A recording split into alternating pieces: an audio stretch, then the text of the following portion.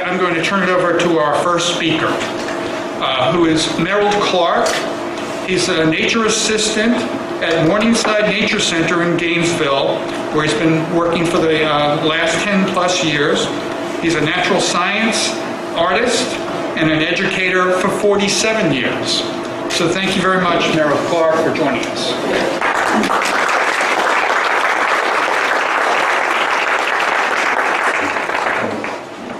Let's see if this is, oh, that's working well, good. Thank you, Mr. Jackalone. Well, I started at Morningside Nature Center in Gainesville almost 11 years ago, and when I started, I knew I was going to be working some interpreting the past on our living history farm, which we've set in the year we're trying to recreate the year 1870. And it's a really, really good experience. And a little while later, I took a class on, certainly, interpreting the past was a lot of fun, though. When I started out years ago, I was interpreting the Middle Ages, England in the 14th century. And when I first got this job, I went, well, this is living history. I get to interpret the past. That's going to be awesome, even though it was possibly one of my least favorite time periods and places ever. I mean, the South in Reconstruction time. But I knew that if you're looking into the past and trying to interpret it, you can find something good in any time and place. And a few years after I started there, well, one of the best things, of course, is 440 locomotives. The steam engines in America at the time were just among my favorite. It revived a childhood fascination with old-time steam trains.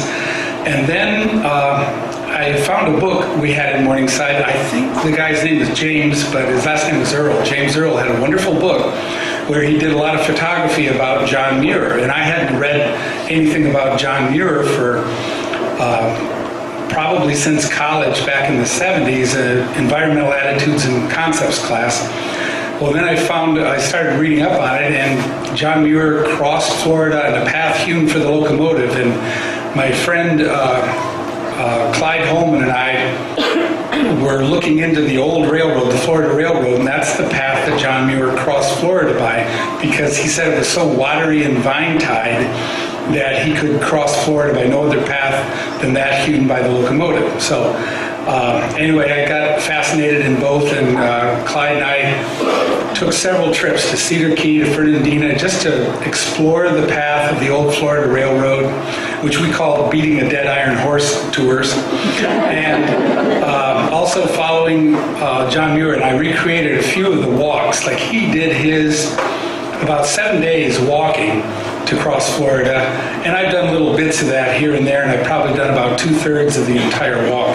Well, let's get started here. This is just sort of a review of his walk across. I hope it's not duplicating too much of what the other speakers will be doing. And this one we don't need to go into. This is the Sierra Club, so I kind of think you probably know all of this. And in 1867, he was working in Indianapolis, recovering from, I think most of you know about his injury that got him thinking about, I'm tired of the inventions of man, I'm going to explore the inventions of God, that headed him south. He took the train to, I think it's Jefferson City or something, it's just across the border from Louisville, Kentucky. He got into Louisville, Kentucky and began his walk. And here it is. The 1st of September, he set out from Indianapolis 150 years ago. The 15th of October, he arrived in Florida. The only part he didn't walk is from Savannah the roads were just terrible. He just hopped a ride on a steamboat from Savannah to Fernandina. He walked into Gainesville on the 18th. He arrived in the Cedar Keys. That's what they call it then, the Cedar Keys. And the very next day, he got his first symptoms of malaria, or I think we'll be going into that in a talk a little bit.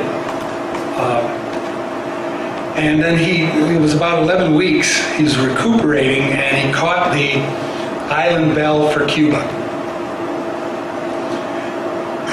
Now, He stayed for, I believe it was 4 nights, 3 or 4 nights in the Bonaventure Cemetery in Savannah, and it takes about 10 days for malaria to show itself. As I understand it, maybe I've got that wrong, but good chance he caught it in Bonaventure. And in his book, 1,000 Mile Walk to the Gulf, he talks about getting bit by a lot of hungry, stinging mosquitoes.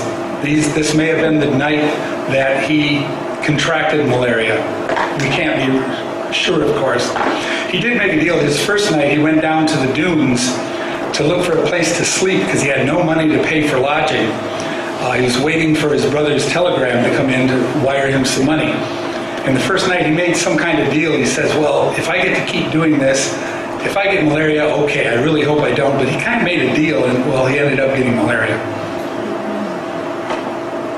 And he was not an artist, but all the sketches in his journal are really charming. He did not let his not being an artist stop him from drawing and writing down what he saw. And I think one of the nights, he says he lay his head on a little mound in the graveyard, woke up, and it was a fresh grave that we found out the next morning. Well, today at last I reached Florida. I step on a rickety wharf. A few steps more take me to a rickety town, Fernandina. I buy some bread and without asking a single question, make for the shady, glooming groves. And this is an actual photograph of the Fernandina docks about the year 1867. And this is from a map of 1870, and I just mapped out where I think he stayed and where he walked. His first day, he said short was the measure of my walk today. And so I take it to be about where the little town of Italia is today. There was no Italia back then. He could have gotten as far as Callahan. The second day, he probably got as far as Baldwin. Now, he does mention Fernandina, and he mentions Gainesville, where he actually stayed the night of the 18th. And he mentions Cedar Keys, but he doesn't mention any other town. So I'm assuming because of his mentioning following the path of the railroad that he stuck with the railroad the whole way, but that's an assumption, and if you make assumptions, you make an ass out of you and umption, so gotta be careful.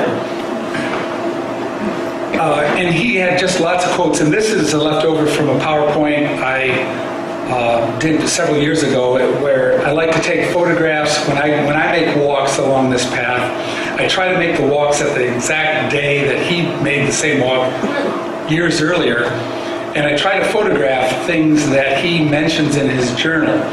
And there's a hawk in the picture. You can see it just right of center, and he's had some wonderful quotes. He's just a wonderful writer, as I'm sure you all know. Well, Florida is so watery and vine-tied that pathless wanderings are not easily possible in any direction. I started to cross the state by a gap hewn for the locomotive. And this is because I love this old-time trains. I like doing art. I modeled, on the right is half of the poster I did up, modeled after the poster that they put out for the Transcontinental Railroad. And I just made a Florida one as if somebody back at the time had made a poster. And I got a couple John Muir quotes down at the bottom. But in any case, the railroad schedule I found from 10 days before he landed in Florida, he probably had a train pass him as he walked along the railroad tracks. He probably had a train pass him on like 4 different days. And that gives all the deals. And you can calculate out where he was each day and which way the train would be going. I won't go into that now, but in any case, it was just kind of fun to find this train schedule from the time he came down. I started basically gazing into the mysterious forest, plant grandeur, so redundant, unfathomable. And he mentions, and I'll be doing some living history as if I'm a person who met him, and I'm living in 1870, and I'm talking about this strange young fella. I'll be talking about that. John Muir, in his journal, he mentioned he had to walk along the path of the railroad, and he kept stopping. He'd go and look at all the flowers growing, because October is one of the best months for flowers in Florida. But the vines would just tie him up, and he just couldn't get in. He felt like a spider trapped in a web. And on the way here, I have to admit, I drank a lot of coffee. I had to stop along the way and head into the woods. And I got caught up in vines just this morning. The same vines that probably caught Merald. And somebody said, don't hit. I just hit a button that you probably said not to hit. Oh, it's back. All right. I am now in the hot gardens of the sun, where the palm meets the pine. And one of the habitats we try to burn, do prescribed burns at Morningside to try to bring back a lot of the native habitats that are fast disappearing. And one of our habitats is primarily saw palmettos and longleaf pines, which were very widespread, and Muir probably was talking about this very thing when he said the palm, where the palm meets the pine. On day 2, he just slept out in the wilds that first night. A party of loggers were getting out long pines for ship spars. For downright barbarism, these Florida loggers excel. Nevertheless, they gave me a portion of their yellow pork and hominy without either apparent hospitality or a grudge. And I was glad to escape to the forest again. Well, when I did this walk, I ran into a lot of logging is still going on along this route on this day. And I ran into a couple loggers and said, can I get your photograph? You guys are loggers. And they were real nice. They didn't give me any hominy or anything like that, but they were a lot nicer probably than the ones John Muir ran into. And there was a barking dog, and it was on that day that a dog grabbed his pants and just, and he had to try to, and the guys who owned the dog helped him out. And as I walked by, there was a dog that was coming up to the fence just, it was like, I'm reliving the dream. And of course, what I did for this talk, I did for the Master Naturalist program. I just took a lot of photographs and tried to match them up with John Muir quotes. And one thing I found out, we recently had some wildflower walks, and he's talking about liatris plants a lot. We call them blazing stars today, but he had a lot wider ranging. There are some plants we call carphiferous today, Indian paintbrush and things like that, Florida paintbrush. But back then they were called liatris. So when John Muir talks about liatris, I only found out recently that the flowers that are included in that were a lot more comprehensive in that genus back in 1867. Passed through a good many miles on day 3. Scarcely a specimen of any other tree is to be found associated with the pine, but there are some thickets of the little saw palmettos and a magnificent assemblage of tall grasses. And this is, I'm not sure why I picked this picture. We got a lot better photos, a lot better habitats of tall grasses and pines in Morningside. So I'm not sure why I picked that one. Not a pine, not a palm, and all this garden excels these stately grass plants in beauty of wind-waving gestures. Here are panicles that are one mass of refined purple, others that have flowers as yellow as ripe oranges, and stems polished and shining like steel wire. And that is, in fact, wire grass. We have a lot of that at Morningside. Now we're heading toward Gainesville, day 4. And the Florida Railroad, by the way, is about, at that time and today, the path of the Florida Railroad is about 158 miles. Then, things I've read, it's listed, the Florida Railroad was listed as about 150 miles, 155 miles. So if he took 4 days to get to Gainesville, I just figured he walked about 25 miles a day on average. Though, of course, his first day was shorter than usual, so it's hard to tell, except that he walked almost exactly 100 miles to get to Florida, and he took 4 days to do it, or to get to Gainesville. He took 4 days to do it. Well, a few miles farther on, I came to a cotton field to patches of sugar cane carefully fenced. And this is one of our, by the way, nature assistant. It's a great title. It just means teacher at Morningside. This is another one of our teachers at that time, Grace Howell. And we do programs for school kids. And this was after one of our programs about this time, probably about 9 years ago. And that's our sugar cane, that's our cotton, and so it was just perfect for this shot. And some respectable looking houses with gardens. These little fenced fields look as if they were intended to be for plants what cages are for birds. And that's pretty much what our garden at Morningside is like. And that cabin was probably built about 170 years ago, and our farm is not an original farm. The different parts are actually from the 19th century, but they were brought together to create a farm on the side of the county where probably nobody built real farms because it's very sandy soil. It's only living history, but we do have trouble kind of growing crops there. That's probably why there weren't any farms there originally. But it does give people the idea of what living was like back then. Reached Gainesville late in the night. Gainesville is rather attractive, an oasis in the desert compared with other villages. And that's from about the right time, Factory Street. And of course, Gainesville has all numbered streets now, so we can figure out what street Factory is. Maybe it's Southwest 2nd Avenue, not sure. It gets its life from the few plantations located about it on dry ground that rises island-like a few feet above the swamps, obtained food and lodging at a sort of tavern. And that is probably not the sort of tavern. That's from the right time period. That building existed. It was a hotel. But when John Muir writes a kind of sort of tavern, I imagine it was kind of a flop house or a real sleazy dive. This is my interpretation, and I don't actually know. He may have actually stayed in this hotel. I bet. It could be the Magnolia, I'm not sure. But in any case, when you look at his journal, you can go online, and a university in California has his journal scanned and online. And you can see, he died in 1914. This book got published 2 years later. And a guy named William Badet was helping him with the book. And you can see in his journal, he wrote it in ink as he went. So I don't think he had a jar of ink with him. Did he have a little block of ink that you'd have to get wet and, make some ink every time he needed to write? Not sure.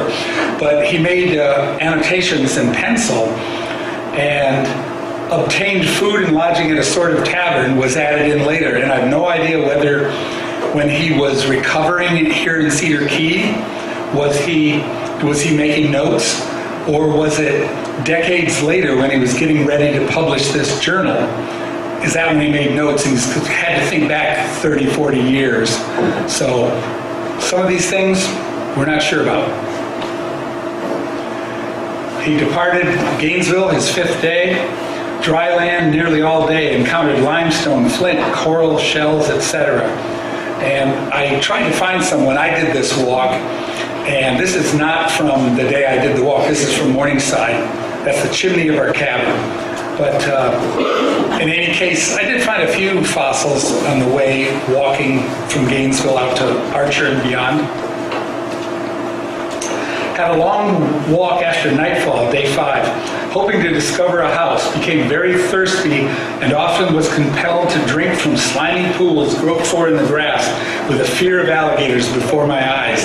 He really wanted to see alligators, but he was always out in the wild. He was always any pool of water. He was going, I'm going to get it up, and he drew pictures. You'll see it later during my presentation. A picture I recreated as if it was on butcher paper from his journal, and it shows him getting ate up by an alligator. But as I understand it, when he crossed Florida, he only ever saw one alligator. And at this time, from other research I've done, Northerners would come down to Florida, and one of the big things was to hunt alligators because you don't got them up north. And people so alligators were pretty wary. It wasn't like when Bartram was here 100 years earlier or 200 years earlier. And there are far more alligators today than there were when Muir walked through. So he only saw one, but he was afraid and he should have been.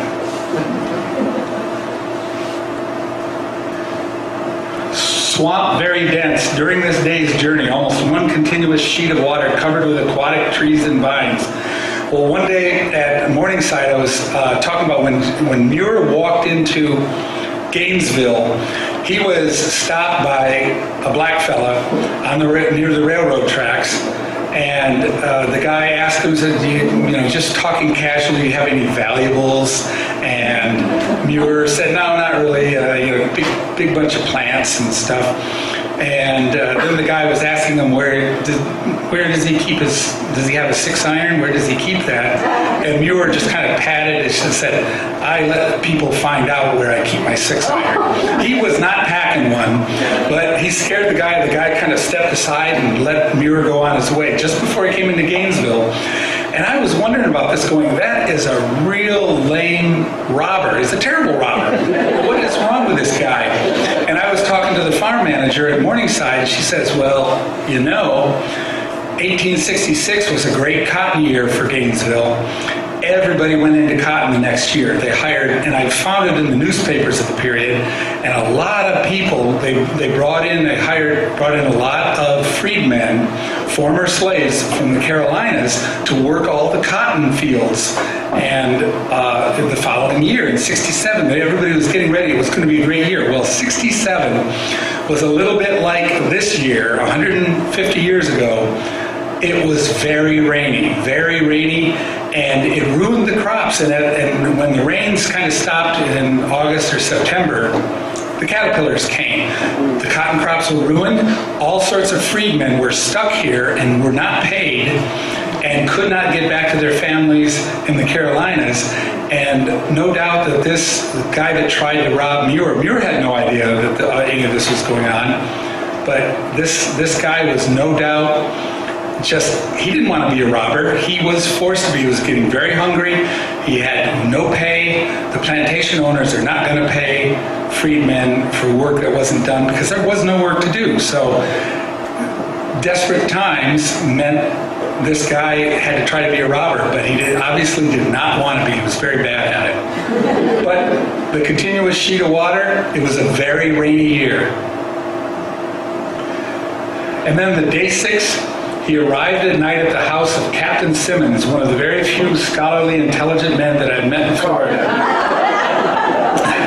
Another thing I wish you to see is a palmetto grove on a rich hummock a few miles from here. The ground is covered with long grass, uninterrupted with bushes or other trees. It is the finest grove of palmettos I've ever seen. And we think, well, some people think we were going, where is this? Where is Captain Simmons' place? We'll get to that in a little bit. Where is that huge grove of trees? This is a photograph, I think it's taken near Gainesville. It's not taken near Simmons' place or Otter Creek. But this was in Earl's book, the book that made me rediscover John Muir. And this grove probably looks something like that. It may have been Gulf Hammock. There is a community called Gulf Hammock now, but when Bruce Means did the John Muir walk, he did the entire walk. I've done little sections here and there in Florida, but he did the entire walk. He's a herpetologist, studies reptiles and amphibians. He put out a book in I believe his walk was in 84, and he walked all the way from Louisville, Kentucky, trying to find things. And at the time, in I believe 84, he said that around Gulf Hammock, it had pretty much been clear cut. So that palm forest has probably disappeared sometime in the early 80s. That's one guess. What a landscape, only palms as far as the eye could reach, smooth pillars rising from the grass, each capped with a sphere of leaves shining in the sun as bright as a star. And basically, here's the vines again, the briars, and he was afraid of the alligators, of dead leaves, lagoons, and he was afraid he was going to have to spend the night in this very swampy place because he couldn't find his way back at first. But finally I discovered the blessed trail and escaped to a dry land and the light, reached the captain at sundown. His day 8, he stayed 3 nights at Captain Simmons' place, not far from here. I was easily prevailed upon by the captain to join in a deer hunt. He didn't want to do this. John Muir did not want to go on a hunt, but he felt like it was the guy had given him such hospitality that he really ought to do this. Well, I have precious little sympathy for the selfish propriety of civilized man, and if a war of races should occur between the wild beasts and Lord Man, I would be tempted to sympathize with them. And if you get a chance, come out to Gainesville. We've reclaimed a bunch of land that was formerly a swamp, the Paynes Prairie. It has been, it was basically a canal was cut through it so the land could be reclaimed like 100 years ago or more. Well, we've reclaimed the land for wetlands again, and Sweetwater Wetlands Park is, the city of Gainesville is one of our greatest parks now. You can walk there, you can see all sorts of birds, it's just wonderful. And that deer, I've seen, the last time I was there, I saw boar and deer and birds and sandhill cranes. It was just amazing. First, where was the home of Captain Simmons? First of all, who are we looking for? Now, these are just some of the things I found. I haven't tried real hard. Some of you may have actual information. I hear tell somebody, maybe even be speaking today or is here today, who has some information on the Simmons family. Well, I hope I get a chance to talk with them, but I'm going to give you what I've found out so far, and it could easily be wrong. There's a guy named, blanking on his name, but he works up at a professor at Oberlin College, and he was communicating with somebody, and they figured that Captain Holman, these are brothers, Captain Holman Felix Simmons would be the guy who Muir was hosted by, because his brother, when they went out hunting, scared up the game, and they figured that's something for a younger brother. So probably Henry Clay Simmons. However, Felix Simmons was a captain. He was head of the unit that both brothers were in the Civil War, and he got wounded. And he left the war. He was able to leave the war, I think in the last 64 or 65. And he was also having lung problems. But we now think it was H.C. Simmons who was the one that Muir met with. And they had a younger brother, a much younger brother, who may have been the one scaring up the game. I went to the Bronson, the city archives, for the county archives, and I was able to find this, and it's basically an H.C. Simmons was granted a deed to the northeast quarter of the northwest quarter of Section 6 in Township 15, south of Range 15 East. So taking that and the date, and this was just, that was just about a year before Muir walks through. And he got married probably only a month and a half before Muir walked through, if this is the same guy. He weds Antoinette Saxon, and actually both brothers married two sisters, the same. So two brothers married two sisters.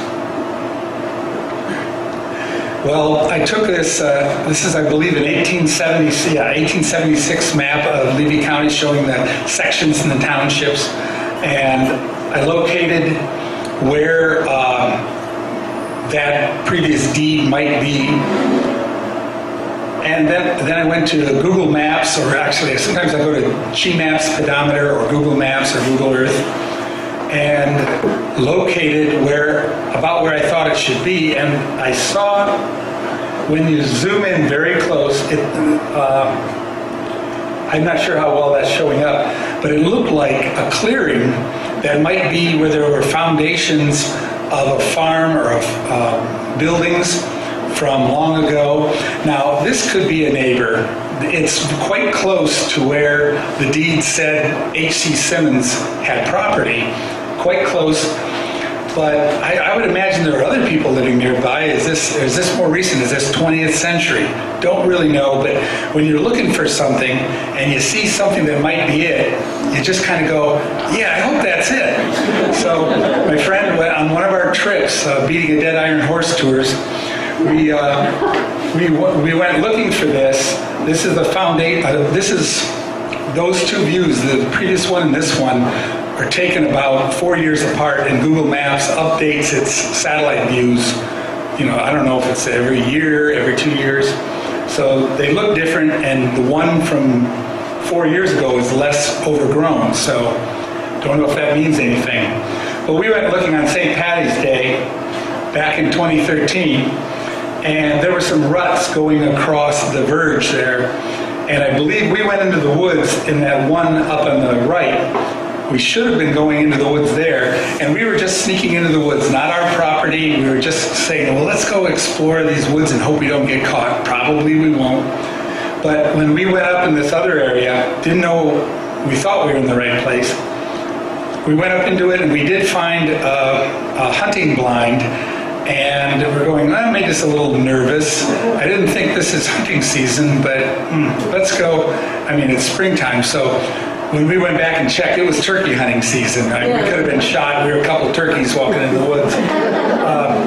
So we didn't even go in the right place, but this is something we could always go back to, although preferably we'll see if we can find out who owns the property. This is just something we do on a day off. It's not our main concern. If we do find it, so what? What have you got? Well, this is just for the adventure of searching out a mystery. That's pretty much the only reason that we need to do it. So therefore we haven't even been back there in like 3 or 4 years. Day 9, after 3 nights at Simmons Place, Cedar Keys, today I reached the sea. While I was yet many miles back in the palmy woods, I caught the scent of the salt sea breeze. And when I walked this from Rosewood, because we didn't know exactly where Simmons Place was, I walked from Rosewood to here last year, I think it was, and there wasn't much to photograph that he talked about, because he mostly talked about the smell of the salt breeze took me back to my childhood. I haven't really smelled the salt air since my childhood in Dunbar, Scotland. So we went off about Dunbar, Scotland, and I couldn't find any of the stuff he talked about walking from Rosewood to here, because it was all about Dunbar, Scotland. There's not that much here, I don't think. Cedar Keys, today I reached the sea. And this is from about 1867, the docks. And this one is about probably from about 10 years later. It's maybe the 70s or 80s. They did not have. They, in theory, could have had balloons, but they didn't. There was a whole lot in this time period of doing artwork of what your community looked like from the sky. So you can see the little train coming into the docks, and is that Atsina Oti? Did I pronounce it right? In any case. He got in there and he went, I want to get to Cuba, I want to get to South America. It's like, when is the vessel coming in? And he got hired immediately at the sawmill. I think we're going to be talking about that today. Where is that sawmill? I think has somebody found it? Can't say. Can't say. Oh, it's a secret. Okay. In any case, he got work. He demonstrated almost immediately that he had the wherewithal, the knowledge. They hired him immediately, and it was day 10 that he started feeling the effects. And so this was obviously at least 10 days since Bonaventure Cemetery up in Savannah. And day 12, the third day after his arrival, he basically, from his journal, his published journal, apparently he was out botanizing. He was trying to look at plants, but he's getting sicker and sicker, and he fell unconscious in the palmettos, and he got up and he got a little bit closer to the lodging house for the people who worked at the mill, and then he fell unconscious again, and then he got up and got a little further. And the way I remember it, I haven't even looked at it in a couple months, but the foreman came along and saw him there passed out by the lodging house on a Saturday night. Figured he was drunk, kicked him a couple times. I may have added that in, but he just went, oh, just another drunk, and it wasn't. And then he didn't wake up till days later, and the Hodgins had taken him in and were taking care of him. Now this we were on one of our Beating a Dead Iron Horse tours, and we were here in Cedar Key, and there was a restaurant, I think it was called the Depot Restaurant, or the Depot Street Restaurant, and there was a photograph up on the wall, and I photographed the photograph, and this is the best I could reproduce it. And a couple months later, I said, let's go back. We got to find that, look at the back of the photograph, because the steam locomotive, and it's a Cedar Key, and that just looks like John Muir to me. He came back 31 years later, and I'm going, could that be John Muir? Is that a photograph of Muir returning to Cedar Key? I want it to be, but a lot of men would look like that. So it could be John Muir when he returned in 1898. But we went back to the restaurant, and in the short time since we'd been there, the restaurant had closed and a new restaurant had opened up in its place. The photographs were gone, of course, and I asked the waitress, and of course she didn't know. She's like, "You're an idiot, shut up." But I like to think that's Muir returning in 1898. And of course, this is Brian Hunt did an article that appeared online, and I just imagine he came down to Cedar Key, but Mrs. Hodgson had moved up to Archer, and so he took the train back and came and met up with her. And I don't know where Hunt got this exchange, but it just spoke a lot to me. It's like he promised to come back in like 25 years or something. He was a little late, but she just goes, "I don't recognize you. What's your name?" "Muir." "Is that my Johnny?" So that was just kind of cute. And the thing that amazed me, and Paul Thibault let me know about this, that the Hodgsons are buried in the Gainesville Cemetery.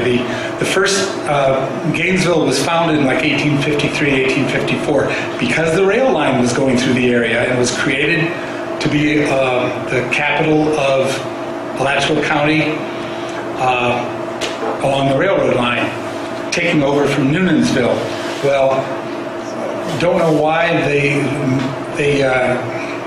sent themselves to be buried up in Gainesville, but he died. His grave is there in the lower right.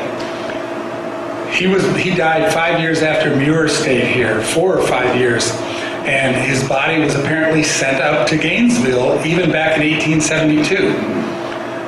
And then she lasted another 35 years, and she too was sent up there.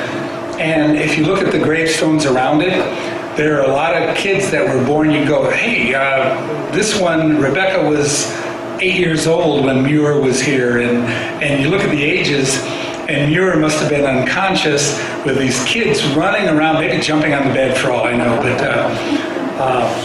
so basically there were a lot of children around at that time. And there are other people who reenact John Muir. Lee Stetson is one of the top ones, and he looks like Muir. And I would really like to get out to California and attend one of his programs.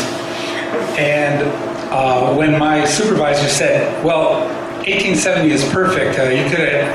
Why don't you do John Muir, Merald?" And I said, "Well, I'm a little bit overweight. I'm just not a John Muir type. I'm twice the age he was when he came through." I started writing the program like it was, I remember him, and I met him in 1898 when he came through here. And she said, "No, we do 1870 on our farm. I want you to do 1870. I went, "He wasn't famous yet. Why would I talk about him?" "You'll find out this afternoon." But I said, and besides my attitude, I like comedy a little bit more. John Muir had a sense of humor, but he wasn't an initiator of humor, from what I've read.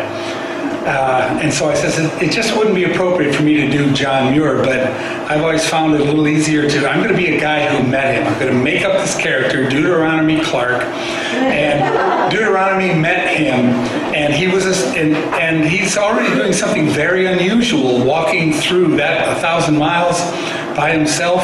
He's going to make an impression. So I decided to do myself, basically, and how I met him. So you'll see more about that, I hope, this afternoon. And by the way, it's wonderful to see this many people, very intimidating. I started getting butterflies. We were hoping to have the program indoors at the museum. They got a nice little lobby area, and if there were only about 20 of you, that would work. So I imagine the weather is good. We're probably going to try it outside. The museum said that they have chairs. I hope there'll be enough chairs for everybody. Maybe if there's not enough chairs, some of us can sit in the grass or whatever. But it's great to see this many people there. There have this big an audience. Oh dear, oh dear. And when I started doing the Beating a Dead Iron Horse tours with Clyde, the first time we went up to Fernandina, we found out that somebody else had walked through. It was a man and his wife had walked through, retracing his steps a few years earlier. And they might be in this list, I'm not sure, but in any case, these are other people, and I wrote to this guy. His name is Dan Steyer. Yeah. I wrote to him and showed him my Facebook albums, and he was good enough to add me at the bottom. People have recreated it. The top one, John Earl, I said James Earl earlier. John Earl did a book. If you get a chance to see John Earl's book, it's just a beautiful book with a lot of Muir quotes, and it's all about Florida. And Dr. Bruce Means is the one, if you get a chance to read, Stalking the Plumed Serpent and Other Adventures in Herpetology. It's mostly about snakes and reptiles and amphibians and such, but he does talk a little bit about his Muir walk, and I imagine he's got published works elsewhere. Well, everything in earth and the sky had an impression of strangeness. This is me. Clyde took this photo as I'm walking along the path. They're along most of the path along the old Florida Railroad. There's hardly any railroad along the path anymore. Up near Fernandina is where the most rails are left. So I'm mostly walking along the highway, and people have been very good. I was even felt guilty because semis pull over into the other lane to avoid coming close to me. And that's just so appreciated. I almost feel guilty, but I try to stay off as much as possible. This is an example of some of the stuff talking about the yellow is ripe oranges and refined purple. That is a dog fennel. And around Morningside, it doesn't get that purple, but where I was walking, where John Muir walked, and at the same time of year, that dog fennel was very purple, and I imagine that may have been what he was talking about. And Eupatorium is not a grass. He called it, purple grasses, but I'm sure he used a lot of colloquial, everyday language. He had courses in botany from Wisconsin University, but I don't think he was being technical there. And here's just some more very purple panicles. Others with a few tassels of spikelets drooping from a tall leafless stem, probably talking about lopsided Indian grass, which is Sorghastrum secundum. And that's basically it. Anybody have any questions? And then I'm sure we'll need to get on to our next speaker.